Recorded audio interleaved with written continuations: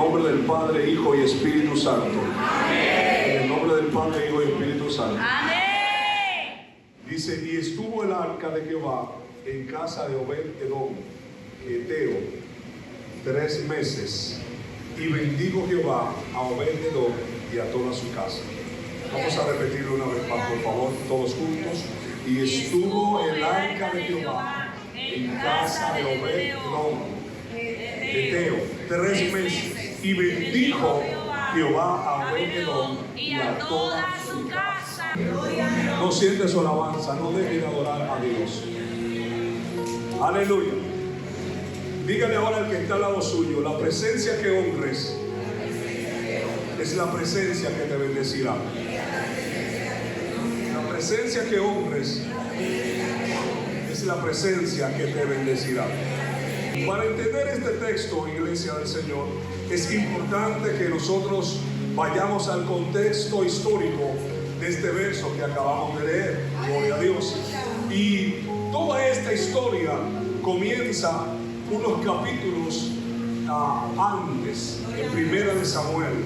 Dice la historia bíblica que los judíos, los filisteos, desafiaron a Israel e iniciaron una guerra contra el pueblo de Israel. Cuando el pueblo de Israel estaba en medio de la batalla, a alguien se le ocurrió llevar el arca del pacto y ponerla enfrente de los batallones. Gloria al Señor. Dice la historia que cuando los filisteos vieron esta acción y vieron el arca del pacto, que representa la presencia de Dios, dice que tuvieron mucho miedo y temblaron. Pero ¿qué pasó, iglesia? Que mientras el pueblo peleaba, la Biblia dice que aunque la presencia, aunque el arca estaba delante de la batalla, dice la Biblia que los filisteos ganaron y ese día mataron a 50,000 y pico de israelitas en esa batalla. Y esto, hermano, como que levantó el ánimo y la moral de los filisteos. Y dice la historia que los filisteos comenzaron a burlarse de los israelitas. Comenzaron a burlarse del pueblo de Israel. Porque el pueblo, aunque había llevado el arca, había llevado la presencia, en este momento el arca no hizo lo que normalmente hacía, que era derramar una gloria, derramar una presencia y dar victoria. Y dice la palabra que el ánimo de los israelitas comenzó a decaer. Gloria al Señor, porque los israelitas entendieron en ese momento que el arca del pacto iba a funcionarle como un amuleto de la suerte. Y esto me llama la atención porque es una historia para que la iglesia reflexione, porque muchas veces la iglesia, los cristianos evangélicos, tienen a Dios como si fuera un camión de bomberos que solamente se le busca cuando hay crisis, cuando hay necesidad, cuando hay problemas. Y esto era lo que el pueblo no estaba entendiendo, que Dios no es un Dios de momento, que Dios no es un Dios que solamente se le busca cuando hay crisis, cuando hay necesidad. Y Dios le enseñó a este pueblo que antes de la crisis, para que Dios se mueva en medio de la crisis, es necesario que la iglesia tenga un tiempo de acompañamiento, un tiempo de intimidad con aquel que sabe dar victoria, con aquel que sabe ganar las batallas, con aquel que da victoria en medio de la guerra. ¿Y sabe qué pasó, iglesia? Que los filisteos se robaron el arca. Y cuando se robaron el arca, en una forma de burla, llevan el arca al santuario de los dioses paganos de los filisteos. Y dice la historia bíblica que los filisteos, ¿sabe qué hicieron? Colocaron el arca del pacto enfrente de uno de sus ídolos, llamado Dagón.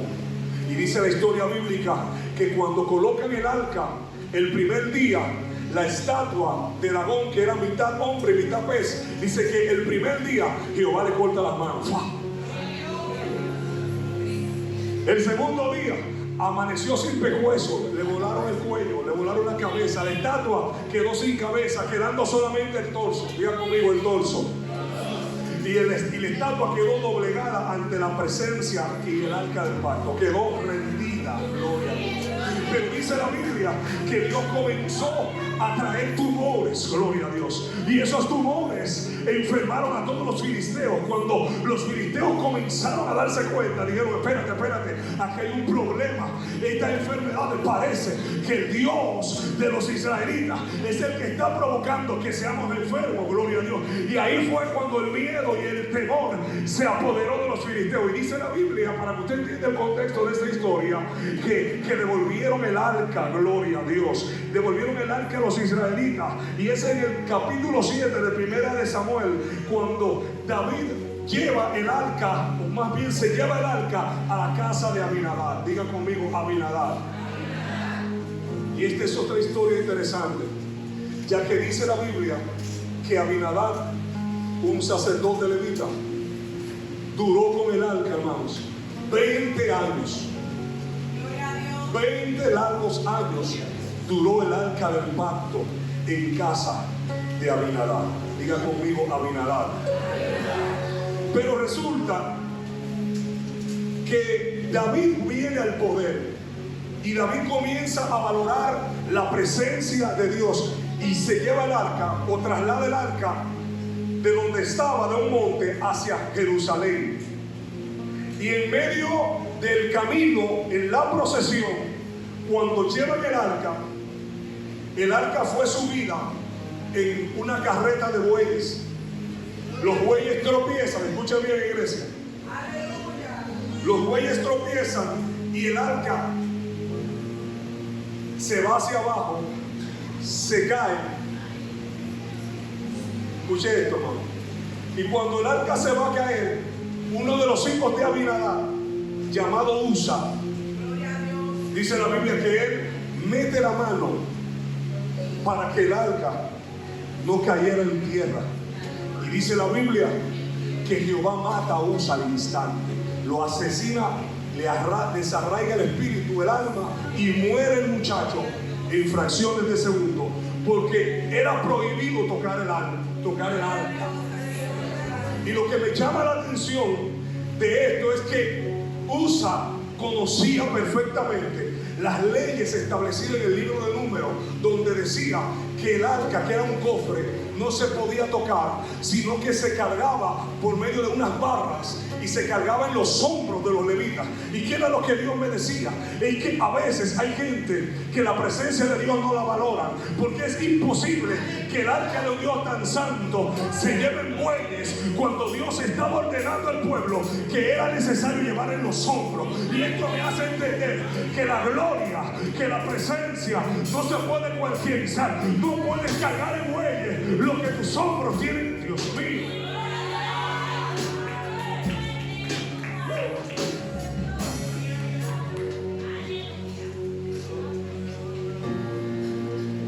Y dice la Biblia que el arca tenía 20 años en casa de Abinadab. ¿Y sabe cuál fue el error de Abinadab? Acostumbrarse a la gloria, acostumbrarse y familiarizarse con la presencia. ¿Por qué digo esto? Porque a veces la iglesia cualquieriza la presencia, cualquieriza la gracia. Y cualquierizar la presencia, cualquierizar la gracia es lo mismo que negar a Dios en sí. Ahora se pusieron serios. ¿Cuál es el peligro de la familiaridad? ¿Cuál es el peligro de la iglesia? Que se familiarice mucho con la presencia de Dios.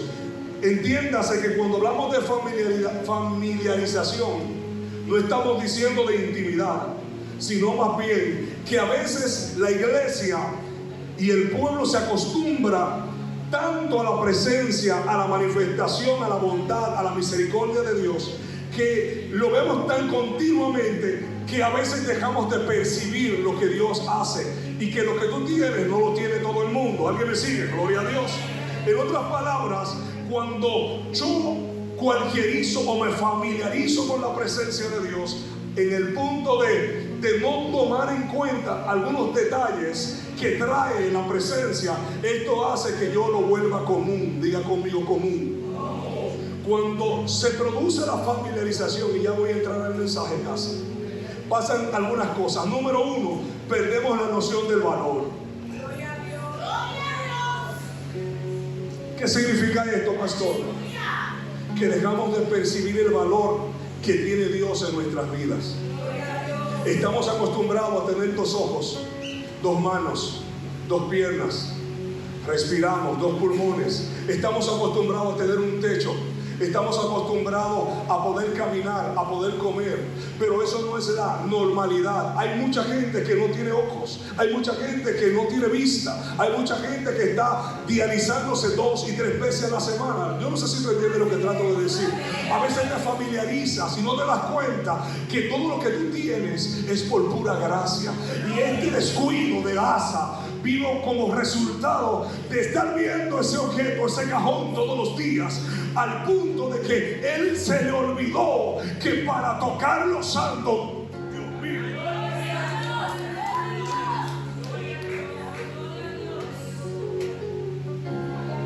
alábele si puede. ¿Qué produce la familiaridad? Que nos acostumbramos, hermano, a las cosas buenas. Nos acostumbramos a una vida de pecado y se nos olvida que hemos sido llamados por un Dios santo que exige ciertos niveles de santidad.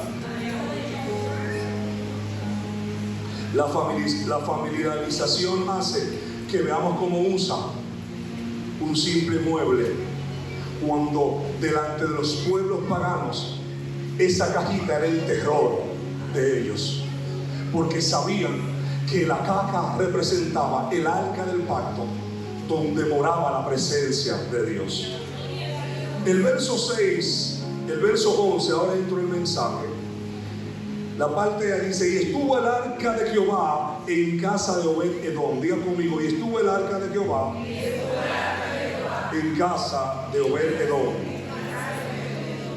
Como dijimos, el arca del pacto representaba la presencia de Dios. El arca del pacto representaba la Shekinah, la gloria, la magnificencia de nuestro Dios. ¿Y de qué estaba hecha el arca del pacto? El arca del pacto era una caja, un cajón hecho de maderas de acacia. Dice la Biblia que Dios le da las especificaciones al pueblo en el libro de Éxodo, en el libro de Números. Y esta caja era de acacia con algunas medidas específicas de parte de Dios. Dios le dio instrucciones específicas para construir este hermoso monumento donde reposaba la presencia de Dios. Pero esta caja estaba revestida de oro y la parte de arriba, llamada propiciatorio, era de oro sólido. Y me llama la atención el hecho de que Dios se toma el detalle de centímetro por centímetro darle instrucciones al pueblo, el tamaño de aquel cajón, entendiendo por esto, hermano, que Dios es un Dios que da instrucciones. El problema de mucha gente es que no sabe seguir instrucciones. El problema es que muchas veces Dios nos habla y nos hacemos los chivos locos, como decimos. A veces Dios nos habla y no obedecemos, y es por esto que esta lección de hoy nos enseña, hermanos, a valorar la presencia, a prestar oído cuando Dios habla y a seguir las instrucciones de Dios, porque esto va a garantizar que su presencia retorne a tu vida y a tu casa y a su nombre. Y en esta etapa, la etapa del propiciatorio, de acuerdo a la tradición judía, es en esta etapa donde se degollaba el cordero, donde se rociaba la sangre para el perdón de los pecados del pueblo, todas las veces, una vez al año. Y esto ocurría en el mes de septiembre, precisamente el 27 de septiembre. Todos los 27 de septiembre se hacía el sacrificio del holocausto, de la ofrenda del todo quemado. Es en este mes donde, de acuerdo a la tradición rabínica, Dios crea a Adán y a Eva, un 1 de septiembre del calendario judío, no del gregoriano.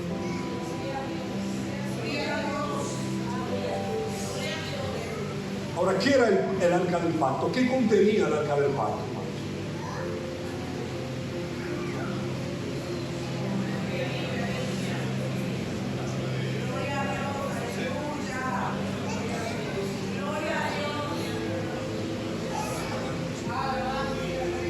Yo no quiero que te emocione mucho ahora, quiero que escuches.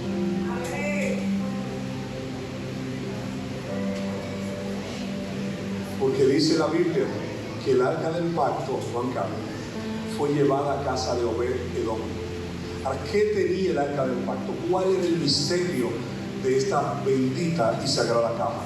Pues dentro del arca del pacto estaba la tabla de los 10 mandamientos que Dios le había dado al pueblo de Israel, indicando por esto que para usted tener la presencia de Dios, lo primero que tiene que hacer es guardar su palabra.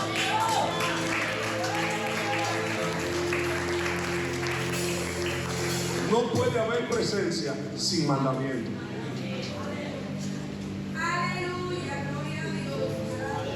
Número 2, el arca del pacto, en su interior estaba la vara de Aarón que reverdeció, de su nombre. La vara que utilizaban los pastores para direccionar a las ovejas cuando se salían del camino. Esta vara los pastores la usaban para entrar nuevamente a las ovejas al redil, indicando por esto que para que haya presencia no podemos ser cristianos independientes.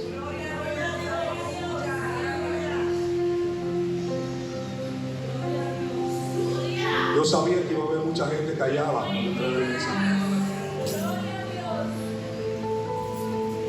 La vara que sirve para corregir, entendiendo por esto que para que usted sea un portador del arca que representa la presencia, usted tiene que aprender a dejarse guiar, a dejarse direccionar, a seguir las reglas, a seguir las normas, porque lo único que no tiene norma es un chivo. Y usted no es chivo, ¿verdad que no? Levante la mano los chivos que hay aquí en la iglesia. No hay ninguno, gloria a Dios. No hay, no. Todos son ovejas. Gracias a Dios. Y número 3, el arca del pacto tenía en su interior un cofrecito donde estaba el maná que Dios había dado al pueblo en medio del desierto. Diga conmigo, wow. ¿Por qué el maná? Primer milagro, el maná se podría. Cuando salía en la mañana, ya a las 12 estaba podrido. No aguantaba 24 horas, pero aquí se conservaba, haciéndole entender al pueblo y a su nombre que con este maná era un recordatorio al pueblo de Israel para que, valga la redundancia, recordaran quién es el que provee los alimentos, la comida, el vestido, todas las cosas que tenemos vienen por pura gracia de Dios. Dios le estaba diciendo, acuérdense lo que yo hice contigo. De manera que para tener la presencia de Dios hay que tener un sentido de agradecimiento. La iglesia ha dejado de ser agradecida. La Biblia dice, dad gracias a Dios por todo. Aun cuando hay olla y está de cacarao, ahí también se da gracia. Aprender a dar gracias por todo y por nada, y a su nombre. De manera que estos son los 3 requisitos para que el arca de la presencia de Dios esté en una casa. Si usted no tiene estos 3 requisitos, hermano, la presencia de Dios va a estar como en la casa de Abinadab, 20 años.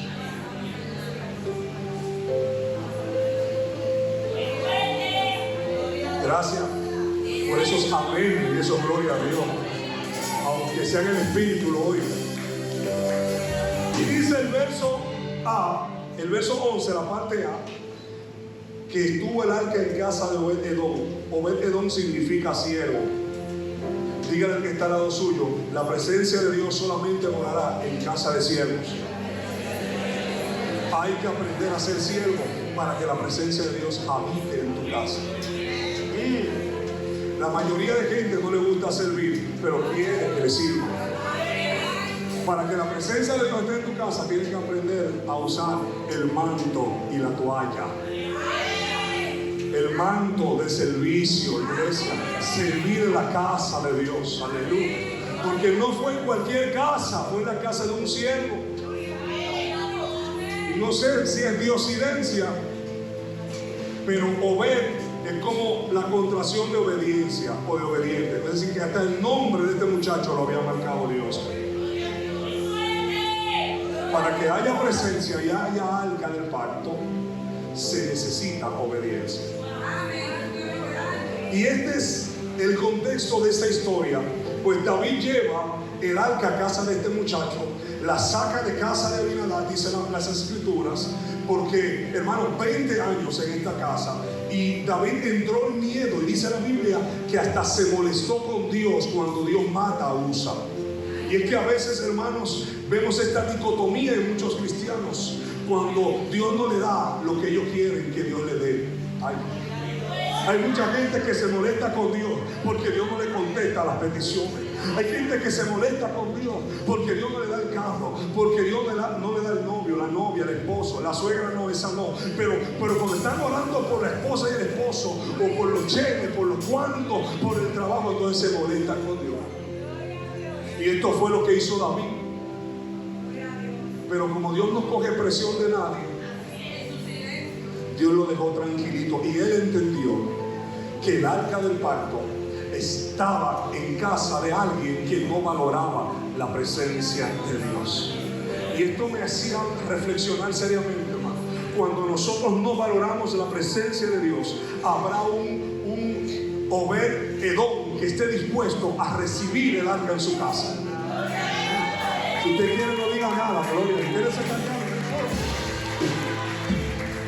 Porque la Biblia dice que la casa de Obed-Edom se convirtió en casa de paz, donde Dios moraba y en donde Dios se agradaba. Dios mío, llevar a la presencia de Dios. Mire algo, Obed-Edom había visto que la gloria que portaba esta caja había matado a Usa, pero él se cogió los riesgos, él se cogió, hermano, el poder morir también. Y es que a veces el hacer la voluntad de Dios, habrá un sacrificio, habrá un rechazo, pero no importa que te rechacen si contigo está la presencia. No importa que la gente te critique, que la gente te diga, pero tú estás muy joven para ser cristiano, para ser cristiano. Mira, a mí no me importa si Dios está contigo, que nadie te cause molestia.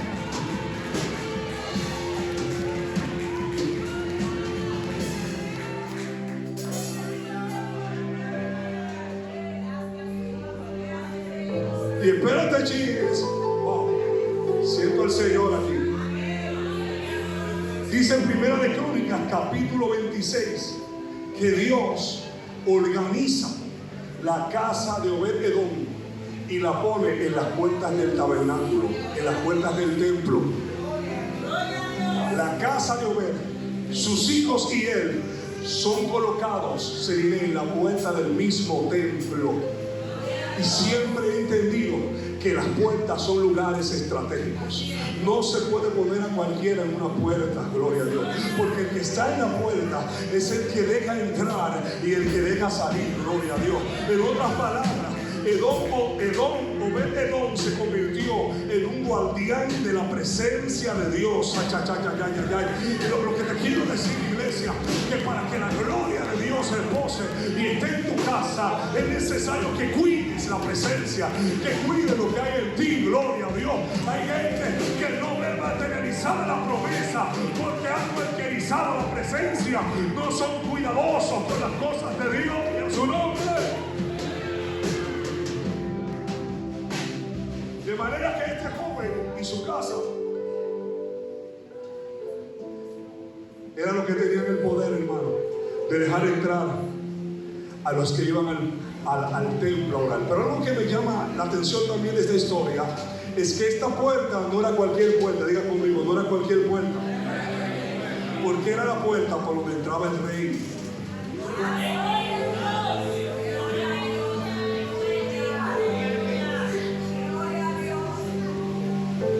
¿Usted sabe lo que es eso, hermano? Por esa puerta solamente entraba el presidente. Es que cuando tú obras en la presencia, Dios te colocas en lugares de privilegios. Dios te coloca en las alturas, al lado de los reyes, gloria a Dios. De manera que no busque estar al lado de los reyes, no busque estar en lugares de privilegio. Procura que la presencia de Dios esté contigo y Él.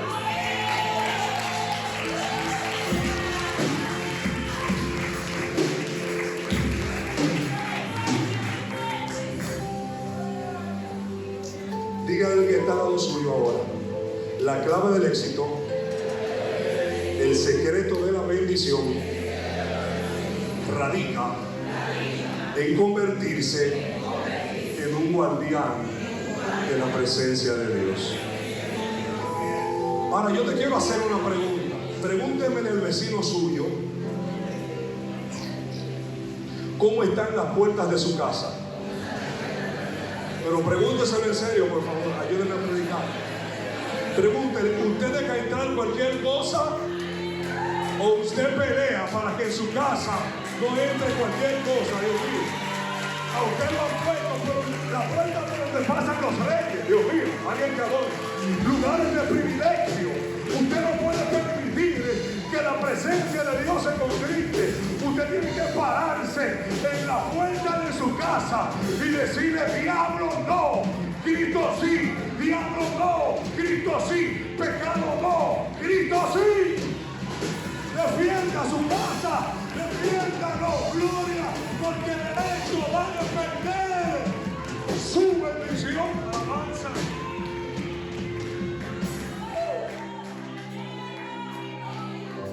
Ay, Dios mío.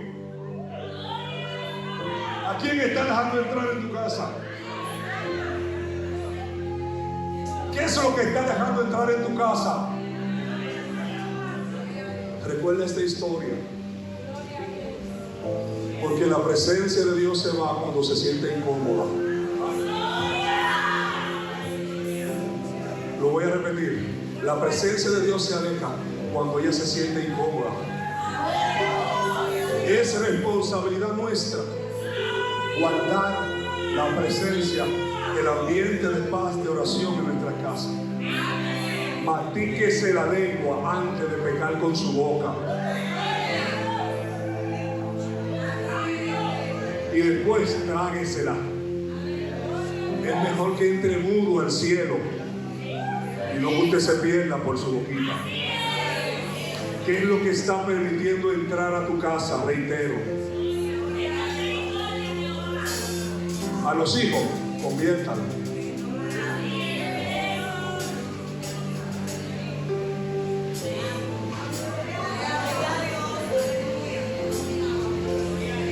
Y el arca del pacto, verso B, estuvo en la casa de Obed-Edom 3 meses. Digan conmigo, 3 meses. Wow, Dios mío. Es asombroso, iglesia, que solo máximo, dice la Biblia que 3 meses, trimón. 3 meses duró el arca del pacto, que representa la presencia de Dios en casa de este hombre. Pero recuérdese que al principio les decía que el arca del pacto moraba en la casa de un levita llamado Abinadab. Digan conmigo otra vez, Abinadab. 20 años la presencia de Dios en casa de este hombre. Pero la Biblia nunca dice que Dios bendijo la casa de Abinadab. Pero con 3 meses dice la palabra que Dios bendijo la casa de este hombre. ¿Y qué fue lo que pasó? Era el mismo Dios, era la misma arca, era la misma instrucción, pero no era el mismo recipiente. Porque un Dios tan grande necesita buenos recipientes. Un recipiente que está sucio, cualquieriza, ensucia el contenido. 20 años Abinadab. 20 años Abinadab sin frutos. 20 años sin ver nada. 20 años sin la presencia, gloria a Dios. Sin embargo, fue suficiente que con 3 meses en casa de este muchacho, las cosas comenzaron a cambiar en la vida de este hogar. Y yo de este joven, y yo te llamo a reflexión, iglesia del Señor. Porque hay personas, hay cristianos que tienen 2 años, 3 años, 4, 7, 10, 20, 25 años siendo cristianos, pero simplemente no hay resultados, no hay bendición, gloria a Dios.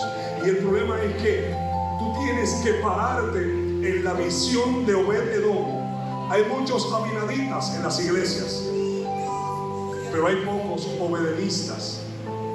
Muchos abinaditas que viven y militan bajo la estructura, bajo el molde de Abinadab.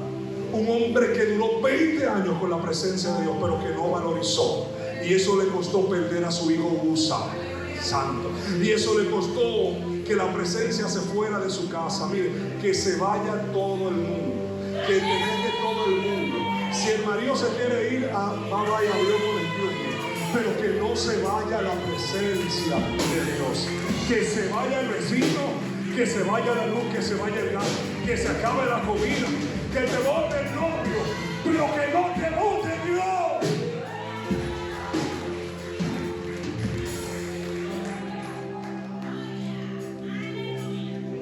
Dígale que está al lado suyo, cuidado con la rutina espiritual.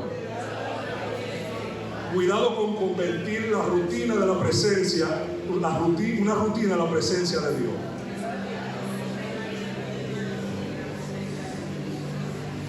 Y usted sabe que es lo peor de todo esto, hermanos. Que al modo de Abinadab sale más largo. Es más largo el proceso, Juan Carlos. 20 años contra 3 meses. ¿Cuál usted quiere? 3 meses, ¿verdad? Entonces, vamos, hermanos, a entender este mensaje.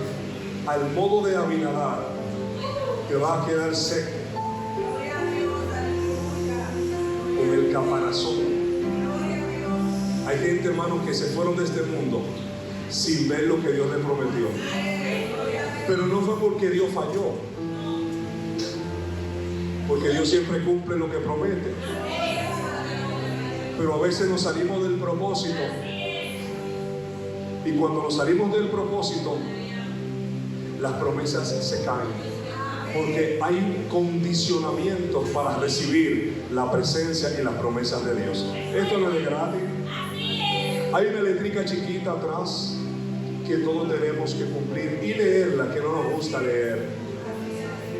La presencia de Dios tenemos que llevarla a nuestra casa. De hecho, el verdadero evangelio es el evangelio que llevamos a la casa.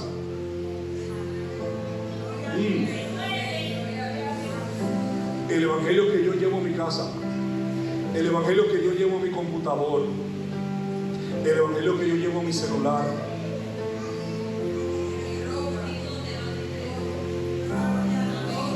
el evangelio que yo llevo a mi boca. Porque también la boca hay que convertirla. De hecho, es lo primero después del corazón.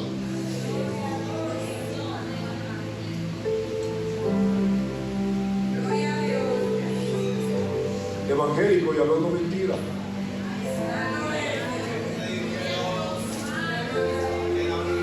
Evangélico y echando maldiciones. Llamando al hermano Toño. Digo, ese es el hermano. Entonces, el evangelio y la presencia hay que llevarla a nuestra casa para que la presencia de Dios permanezca en ella. Y bendigo Jehová a Obed-Edom y a toda su casa. Usted sabe que hay 2 tipos de cristianos: cristianos tipo Edom y cristianos tipo Abinadab. ¿Cuál de estos 2 tú representas? ¿Cuál de los 2 representan ellos tu casa? Aquel que, por estar acostumbrado a ver las bendiciones de Dios, entiende que es normal. Pues mire para atrás, hermano, no todo es normal. Valore su casa, valore tener una iglesia, valore tener pastores, valore tener líderes, valore tener suegras también. Porque esa suegra fue que le dio el macho que usted tiene, o la mujer que usted tiene. Valore lo que tiene. Tal vez para usted es normal levantarse todos los días y ver el sol y el amanecer. Eso no es normal, es pura gracia, porque hay mucha gente que no puede disfrutar de eso. Yo no sé si la iglesia me está entendiendo lo que yo trato de enseñar en este día. El usted poder caminar es parte de la normalidad, pero no es normalidad, porque hay gente que están con un solo pie, con una sola pierna, y hay algunos que no tienen ninguna. Obed cuidó el arca, que representaba la presencia de Dios. Cuidar la presencia, o más bien la clave de cuidar la presencia, es valorarla. es dedicarme a ella con esmero y respeto. De hecho, la palabra cuidar significa esto: dedicar cuidadosamente, con esmero, con diligencia. La iglesia tiene que aprender a distinguir la gloria, a distinguir la presencia de Dios, a darle el valor que ella tiene.